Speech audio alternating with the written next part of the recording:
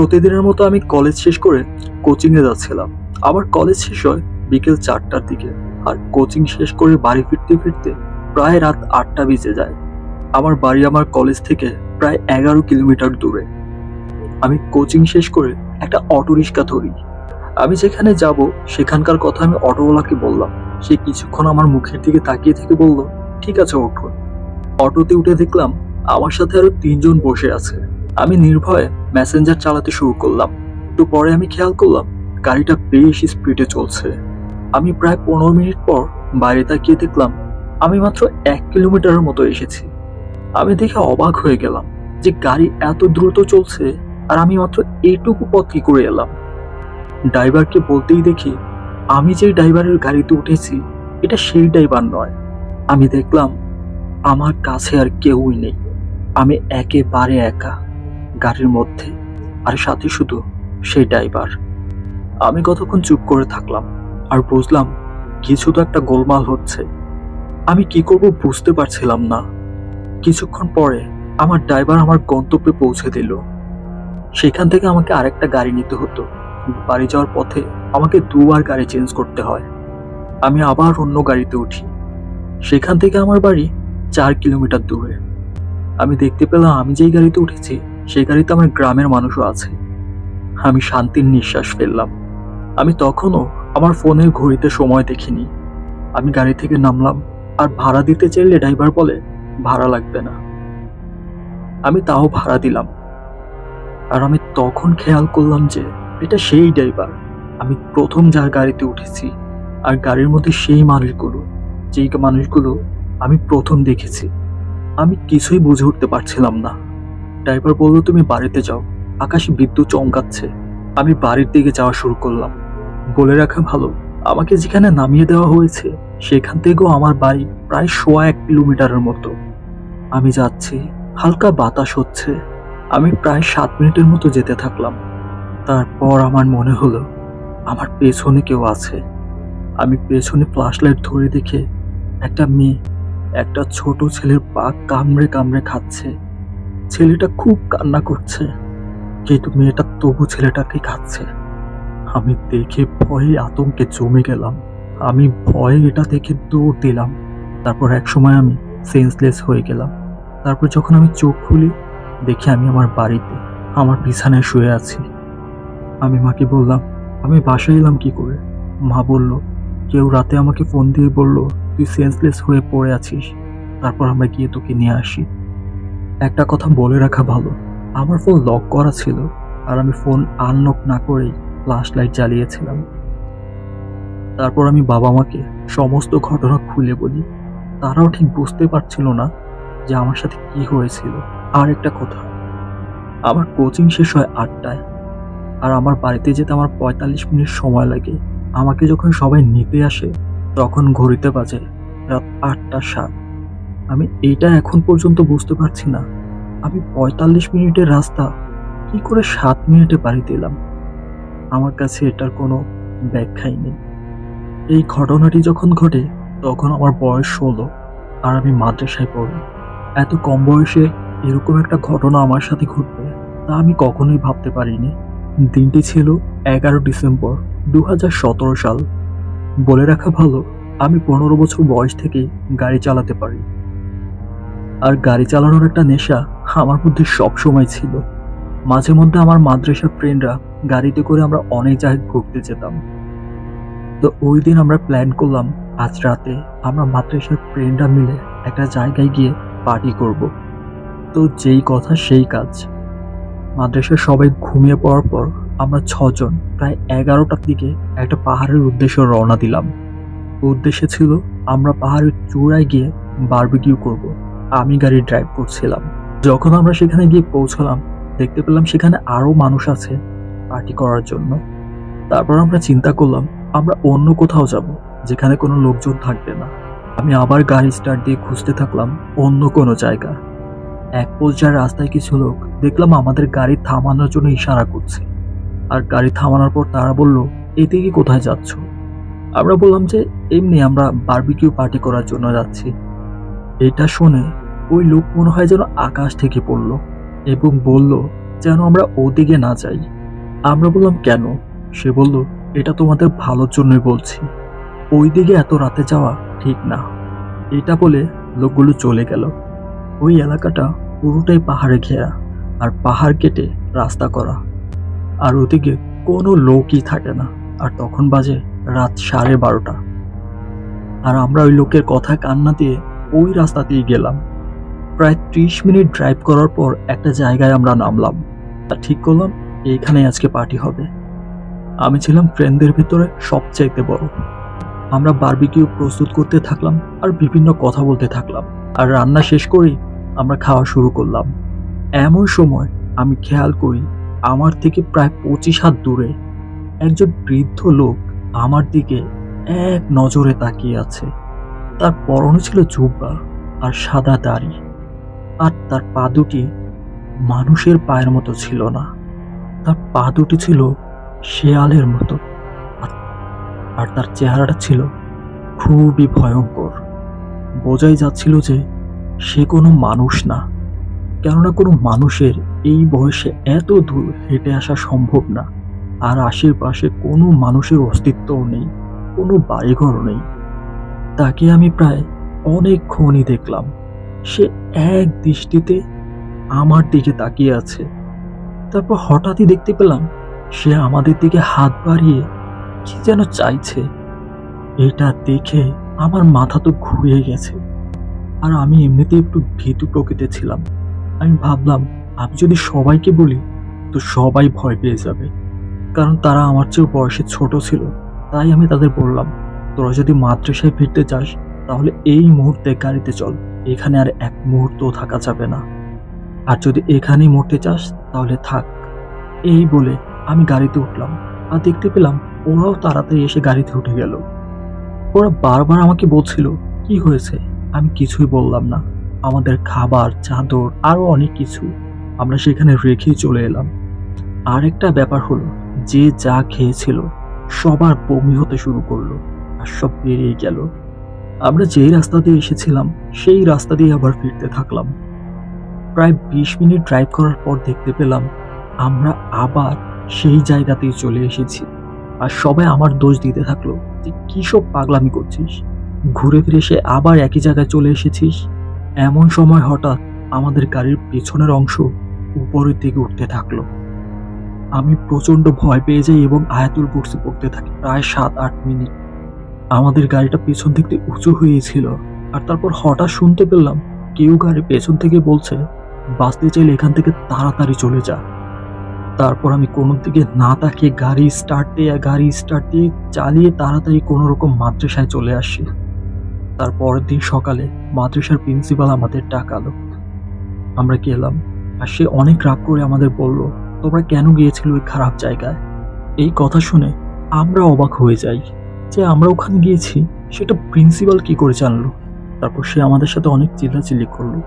তারপর বলল যে এক ঝোঁক পানি নিয়ে আসো, আর সেই পানিতে সে দোয়া দুরূদ পড়ে ফু দিয়ে বলল, সবাই এই পানি খাও। সেই ঘটনার পর 103 ডিগ্রি জ্বর ছিল প্রায় 15 দিন আমার। তারপর থেকে রাতের বেলায় আমি কোথাও যাই না। এই ঘটনার প্রায় 1 মাস পর আমি কথার ছলে প্রিন্সিপালকে বলি, সেই রাতের ঘটনা আপনি কি করে জানলেন? তখন সে বলল, ওনার পালা এক জিন এসে তাকে খবর দিয়েছিল, আর সেই জিনি আমাদের ওখান থেকে পালাতে বলেছিল। আজ আমি আমার শৈশবের একটি ঘটনা শেয়ার করব। ছোটবেলা থেকেই আমি আমার দাদা বাড়িতে পড়াশোনা করতাম। এক কথায় আমার ছোটবেলা আমার দাদা বাড়িতেই কেটেছে। ছোটবেলা থেকে আমার দাদি আমাকে বেশ চোখে চোখে রাখতেন, কারণ আমার উপর একটি পরীর আসর ছিল। আমিও সেটা মাঝে মাঝে অনুভব করতে পারতাম। আমার দাদা বাড়িতে ঢুকতে বাম পাশে একটা বড় আম গাছ আছে। ওই গাছেই ওদের বাসস্থান ছিল। এগুলো আমরা আমাদের গ্রামের এক হুজুরের কাছ থেকে শুনেছিলাম। মূলত এই সমস্ত বিষয় জানার পরই দাদি আমাকে সবসময় চোখে চোখে রাখতেন। সাধারণত গ্রাম অঞ্চলের বাসাগুলো একটি আরেকটির থেকে একটু দূরে থাকতো, তেমনি আমাদের ঘরগুলো একটি আরেকটির থেকে একটু দূরে ছিল। আমার ঘরে আমি একাই থাকতাম। ঘটনাটি ঘটেছিল এক মঙ্গলবার রাতে। এশার নামাজ আদায় করে খাওয়া দাওয়া করে আমি নিজের ঘরে ঘুমাতে চলে যাই। বিছানায় যেতেই ঘুম চলে আসে। রাতে হঠাৎই আমার ঘুম ভেঙে যায়। আমি দেখি একটা ছায়া মূর্তি আমার মাথার পাশে এসে বসে আছে। ওই সময় গ্রামে কারেন্ট ছিল না। রাতে সবাই হারিকেন অথবা ল্যাম্প ব্যবহার করত, কিন্তু আমি ঘর অন্ধকার করেই রাখতাম। কিন্তু অবাক করা বিষয় হচ্ছে, এত অন্ধকারের মধ্যেও ওই ছায়ামূর্তিটাকে স্পষ্ট বোঝা যাচ্ছে। ছায়ামূর্তিটি একটা নারীর ছিল। আমি তার দিকে তাকাতেই সেও আমার দিকে তাকায়। দাদির ঘর দূরে থাকায় আমি দাদিকে ডাকতে পারছিলাম না। ছায়ামূর্তিটি ধীরে ধীরে আমার খুব কাছে এসে বসে পড়ল, এবং অবাক করা বিষয় হচ্ছে, সেই ছায়ামূর্তিটি কিছু একটি দিয়ে আমার মাথার কাছে ঠুক ঠুক করে আওয়াজ করতে থাকলো। আমি ভয় পেয়ে খুব জোরে চিৎকার করে উঠলাম। তারপর ছায়ামূর্তিটি আমার কাছ থেকে উঠে গিয়ে ঘরের জানলার পাশে গিয়ে দাঁড়ালো। কিছু সময় পর আমি আমার দাদির আসার আওয়াজও শুনতে পেলাম, কিন্তু তখনও ছায়ামূর্তিটি না যাওয়ায় আমি সাহস করে দরজা খুলতে পারছিলাম না। তারপর ফজরের আজান শুনতে পেয়ে আমি সাহস করে দরজাটা খুলে ফেললাম। দাদি ঘরে এসে আমার সাথে কি ঘটেছিল শুনতে চাইছিল। আমি সব খুলে বলি। দাদি আমার কাছ থেকে সব শোনার পর জোহরের নামাজ শেষ করে এক হুজুরের কাছে আমাকে নিয়ে গেলেন। হুজুর দাদির কাছ থেকে আমার সাথে যা ঘটেছিল সব শুনে মসজিদের ভেতরে চলে গেলেন। তারপর হুজুর কিছুক্ষণ পর মসজিদ থেকে বেরিয়ে এসে বললেন, গত রাতে আমার কাছে যে এসেছিল সে আর কেউ নয়, সে সেই পরীটা যে আমার উপর আসর করে আছে। আরও বলেন, শুধু গতকাল রাতে নয়, পরীটি মাঝে মাঝেই আমার ঘরে আসেন। কাল আমার ঘুম ভেঙে যাওয়াতেই আমি পরীটিকে দেখতে পাই। হুজুর আরও বলে যে পরীটি ভালো, সে আমার কোনো ক্ষতি করবে না। এরপর হুজুর আমাকে একটা তাবিজ দেয়। তারপর আমি সেই পরীটিকে আর কখনো দেখিনি, কিন্তু আমি সেই পরীটিকে সরাসরি না দেখলেও প্রায় অনুভব করতে পারতাম যে সে আমার আশেপাশে আছে। প্রথমে আমাদের গ্রামের একটা বর্ণনা দিই। গ্রামটা অনেক সুন্দর, সবুজ শ্যামল, আর গ্রামের পাশ দিয়েই বয়ে গেছে একটা নদী। আমাদের বাসার পাশে আছে একটা বড় পুকুর। গ্রামের অনেকেই সেই পুকুরে গোসল করে। আমাদের গ্রামের মানুষগুলো অনেক সহজ সরল। এবার মূল ঘটনায় আসি। আমি ছোটবেলায় আমাদের গ্রামের স্কুলে লেখাপড়া করেছি। সেই সূত্রে আমার একটা বেস্ট ফ্রেন্ড ছিল। তাদের বাড়িটা আমাদের বাড়ির পাশে। ক্লাস 1 থেকে ক্লাস 8 পর্যন্ত আমরা একসাথেই পড়ি। তারপর সে ঢাকায় চলে যায়, আর 2-3 মাস ভীষণ মন খারাপ ছিল আমার। এভাবেই কেটে যায় ক্লাস 9। তারপর ক্লাস 10-এ ওঠার পর তার সাথে কথা হয়। ও ফেসবুক খুলেছে তা জানায় আমায়। আমি তো ভীষণ খুশি। ও হ্যাঁ, সে আমার মেয়ে বন্ধু ছিল। ফেসবুক খোলাতে সব সময় ভাবতাম যে এখন রেগুলার ওর সাথে কথা হবে আমার সাথে। আমি অনেক খুশি ছিলাম। ও জানায় এসএসসি এক্সাম দিয়ে লম্বা ছুটিতে গ্রামে আসবে। মনে মনে আমি ভীষণ খুশি হলাম। এখানে একটা কথা বলে রাখা ভালো, ও শহরে চলে যাওয়ায় সাঁতার শেখাটা হয়নি ওর। যথারীতি সেই এসএসসি এক্সাম দিয়ে গ্রামে আসে বেড়াতে। 2 বছর পর ওকে দেখতে পেয়ে আমি অনেক খুশি হই। আমাদের মধ্যে অনেক কথা হয়। তারপর ও আমাকে বলল গ্রামটা ঘুরে দেখাতে। তারপর আমি ওকে নিয়ে সারা বিকাল ঘুরি। সন্ধ্যাবেলা আমরা বাসায় আসি, আর প্রতিদিনই এভাবেই ঘুরতে থাকি আমরা। এভাবেই ঘুরতে ঘুরতে কখন জানি না আমরা দুজন দুজনার অনেকটা কাছে চলে এসেছি। একদিন বিকালবেলা আমি বাজার করে বাসার সামনে এসে দেখি ওদের বাসার সামনে অনেক মানুষের ভিড়। আমি কৌতূহলবশতই দেখতে চাই কি হয়েছে। আমি যেটা দেখি সেটা আমার জন্য খুব কষ্টের ছিল। দেখি ও মারা গেছে। পরে জানতে পারি বাড়ির পাশে পুকুরে ডুবে সে মারা গেছে। ওর চাচাতো বোনের সাথে পুকুরে গোসল করতে গেছিল। ওর বোন পুকুরে সাঁতার কেটে গোসল করছিল, আর ও উপরে সিঁড়িতে বসেছিল। পরে পা পিছলেও কখন যে পানিতে পড়ে গেছে সেটা ওর বোন খেয়ালই করেনি। যতক্ষণে ওর বোন দেখতে পেল ততক্ষণে ও পৃথিবী ছেড়ে চলে গেছে। এটা শোনার পর আমার মাথায় যেন আকাশ ভেঙে পড়ল। কারো আপনজন চলে যাওয়ার কষ্ট কতটা এটা শুধু তারাই বোঝে যার আপনজন চলে গেছে। এভাবেই কেটে গেল কিছুদিন। তারপর আমার এসএসসি রেজাল্ট দিল। আমি কলেজে ভর্তি হলাম। নতুন কিছু ফ্রেন্ড হলো, আর পড়ালেখা চাপে ওর কষ্টটা কিছুটা ভুলে গিয়েছিলাম। একদিন রাতে আমি স্বপ্ন দেখি একটা মেয়ে লাল শাড়ি পরে পুকুরে সেই সিঁড়িটাতে বসে আকাশের দিকে তাকিয়ে আছে। আমি হাজার চেষ্টার পরেও মেয়েটির মুখ দেখতে পেলাম না। আমার ঘুম ভেঙে গেল। ফোনের টাইম দেখলাম রাত 3টা বাজে। ভাবছিলাম স্বপ্ন দেখছি হয়তো। তখনই আমার কানের কাছে কি যেন ফিস ফিস করে বলতে থাকলো, এটা স্বপ্ন নয়, তুমি সত্যিই দেখছো। আমি জোরে চিৎকার করে উঠি। আমার চিৎকার শুনে আমার মা বাবা পাশের রুম থেকে চলে আসে। সব শুনে বলল, তুমি স্বপ্ন দেখেছো, ঘুমিয়ে পড়ো। সেই রাতে বাবা আমার পাশে থাকে। এখানে একটা কথা বলে রাখা ভালো, আমার রুমে জানালাটা খুললে পুকুরটা স্পষ্ট দেখা যায়।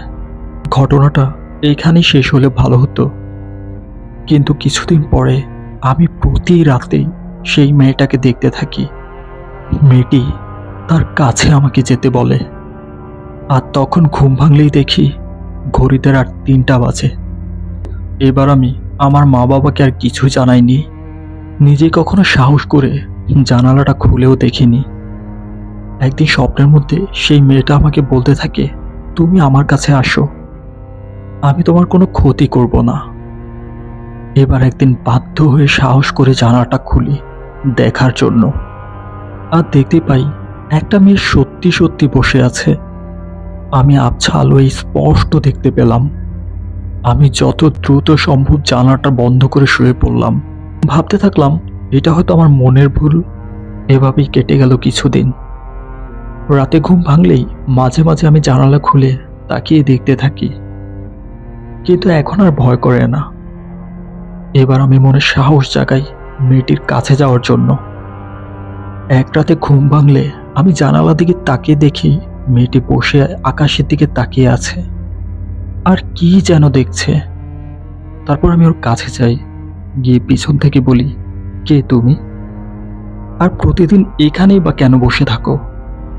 আর তোমার বাসা কোথায়? কোনো উত্তর নাই। আমি আবার জিজ্ঞেস করি, এই যে শুনছেন, আপনার বাসা কোথায় বলুন? তখন মেয়েটি উত্তর দেয় যে আমার বাসা এখানে। আমি বললাম, পুকুরে কারো বাসা হয় নাকি? আপনি মজা করছেন কেন? মেয়েটি আমাকে বলে, আমি তোমার সাথে মজা করছি না, যেটা সত্যি সেটাই বললাম। মেয়েটি আমাকে বলতে থাকলো, জানো, আমার এই পুকুরটি আগে একদম ভালো লাগতো না, কিন্তু এখন ভীষণ ভালো লাগে। তারপর আমি বললাম, তোমার মুখ কেন ওদিকে ঘুরিয়ে রেখেছো? তুমি আমার দিকে তাকিয়ে কথা বলো। মেয়েটি বলল, আমি তোমার দিকে তাকালে তুমি ভয় পাবে। উত্তরে আমি বলি, একটি মেয়েকে দেখে ভয় পাবার কি আছে? অনেক রিকোয়েস্টের পর মেয়েটি আমার দিকে তাকায়। তারপর আমি যা দেখলাম তা দেখে আমার পায়ের নিচ থেকে মাটি সরে গেছে। এটি আমার সেই বন্ধুটি যে পানিতে ডুবে মারা গেছে, আর আমার দিকে এক দৃষ্টিতে তাকিয়ে আছে। পানিতে ডুবে ফর্সা মুখে ওর কালো ছাপ পড়ে গিয়েছিল, সেটি এখনো আছে। এটা দেখে আমি আর নিজেকে ধরে রাখতে পারলাম না, আমি সেখানেই সেন্সলেস হয়ে পড়ি। তারপর ফজরের নামাজ পড়তে যাওয়া কিছু মানুষ আমাকে দেখতে পেয়ে বাসায় নিয়ে যায়। আমি জ্ঞান ফিরলে নিজেকে বিছানায় আবিষ্কার করি। সবাই জানতে চাইল আমি ওখানে পৌঁছালাম কি করে। তারপর আমি সবাইকে ঘটনা খুলে বলি। তারপর বাবা হুজুর ডেকে আনে। সে এসে আমার শরীরে ঝাড়ফুঁক করে আর পানি পড়া দিয়ে আমাকে একটা তাবিজ দেয়। এখন আমি আল্লাহর রহমতে সুস্থ আছি। তারপর ওকে আমি আর কোনোদিন দেখিনি। জানি না ওই রাতে আমাকে ও কিছু বলতে চেয়েছিল কিনা, যেটা বেঁচে থাকতে বলতে পারেনি। এটা হয়তো সারা জীবনই আমার অজানা থেকে যাবে।